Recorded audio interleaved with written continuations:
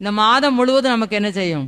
ஆண்டவர் ஆசீர்வாதமா நடத்தப்படும். ஆண்டவர்கிட்ட கேட்போமா, ஆண்டவரே நாங்க உலக வேஷத்தை நினைச்சுக்கிட்டு உலக மாயையை நினைச்சுக்கிட்டு நாங்க சோர்ந்து போய்விடாதபடி உம்முடைய நாமத்தை பார்க்கணும், உம்முடைய கிருபையை மாத்திரம் பற்றி கொள்ளணும். ஆண்டவருடைய கிருபை எங்களுக்கு போதும்.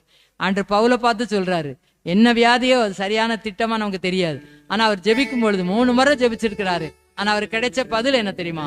என் கிருபை உனக்கு, உன்னுடைய பலவீனத்திலே என்னுடைய பலன் பூரணமாய் வழங்கு. என் கிருபை இருக்குப்பா எனக்கு. அதான் இன்னைக்கு பதில். இன்னைக்கு நமக்கு சில சூழ்நிலையில ஆண்டவர் உங்களுக்கு கிருபை தான் இருக்குன்னு சொல்றாரு. அந்த கிருபையை பிடிச்சுக்கிடுவோம். வேஷத்தை மாய்மாலத்தெல்லாம் தூரப்படும்.